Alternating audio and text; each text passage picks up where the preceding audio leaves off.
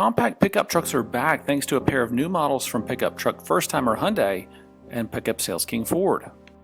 The 2022 Maverick and 2022 Hyundai Santa Cruz will launch at the same time and will compete head-to-head for dominance in the marketplace, but their real-world battle, it's still a few months away. For now though, we can get a pretty good idea of how they'll stack up by comparing their vital statistics and specifications. Our friends over at Edmunds did an awesome side-by-side comparison, so let's go take a look at that right now.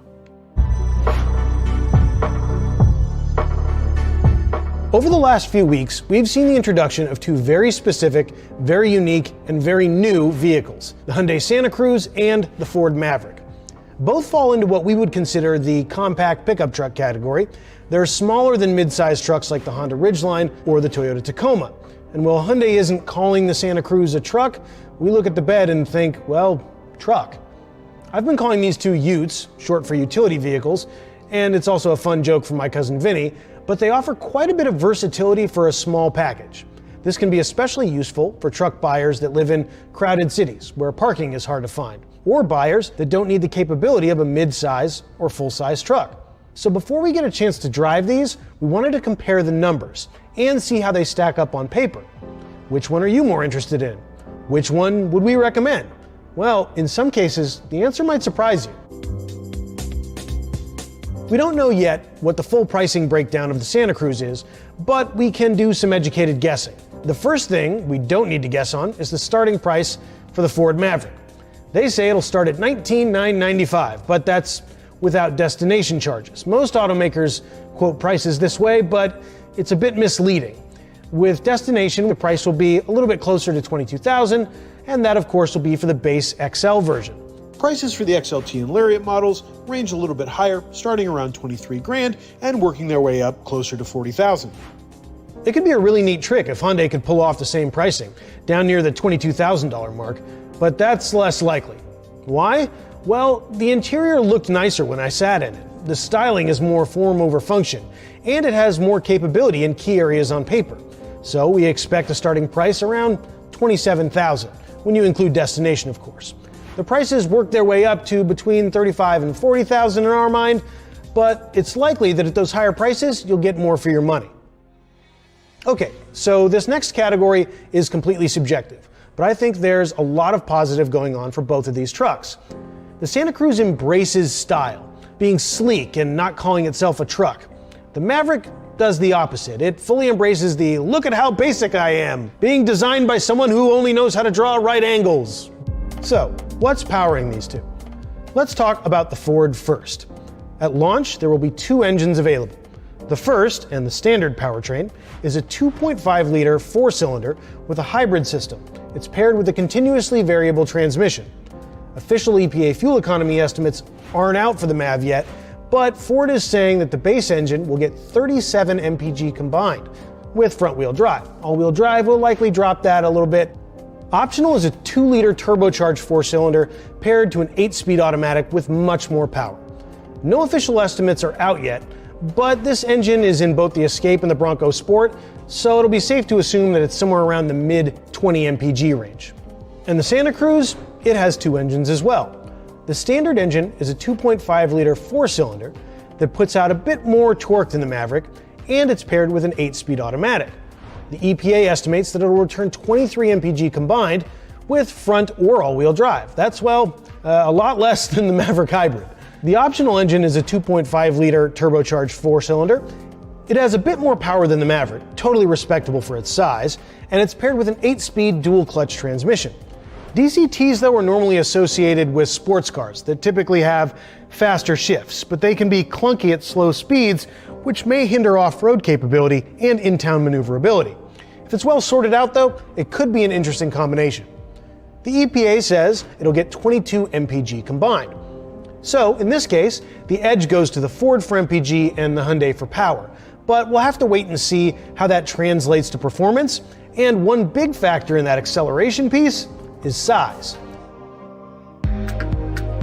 The Ford is about 4 inches longer and 3 inches taller than the Hyundai, which isn't nothing, but it's not a huge difference either. Standing next to either ute, I could easily see over the roof to the other side, and neither of them feels too large for a city center. The Santa Cruz does slightly win the edge though in terms of dimensions. Oh, and then there's the important stuff, towing and hauling. The Santa Cruz edges out the Maverick in both regards, with higher towing and payload figures with either engine option. The Santa Cruz's bed is a smidge shorter than the Ford's, but the Santa Cruz has a cool in-bed trunk. Point for Hyundai there. The Ford, however, has a flex bed system, so you can buy wood and build your own damn storage. DIY time.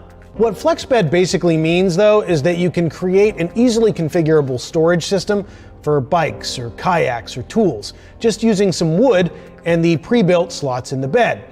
That is, if you can find wood for less than the cost of a fully built-out Ford Maverick. I mean, it's cool that they thought of that, but I'd rather just have the drainable in-bed trunk. Sadly, one thing that the Santa Cruz's trunk doesn't have going for it is the side-open tailgate like the Honda Ridgeline. When you've got the in-bed trunk, you want to be able to get close to it, and Hyundai didn't think of that. The Santa Cruz also has a roll-up tonneau cover, while Ford has a foldable version, and both have in-bed plugs, so you can plug in your tools. Both trucks have tailgates with adjustable heights, so you can have longer items like plywood hanging out of the back, and both tailgates have a 500-pound weight rating, so it's a tie there. Oh, and the Santa Cruz, it gets nice little bumper steps in the side for when you're tying down large items in the bed.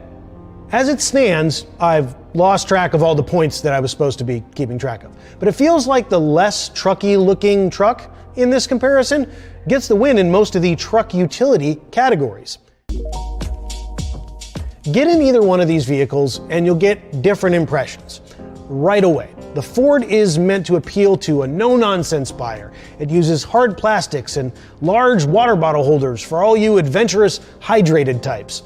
The Santa Cruz uses dark piano blacks, and it has touchscreen-only interfaces. It appeals to someone who doesn't want to remember that they drive a utilitarian vehicle, just one that can be used that way in a pinch. And there's a good representation of that in the optional equipment.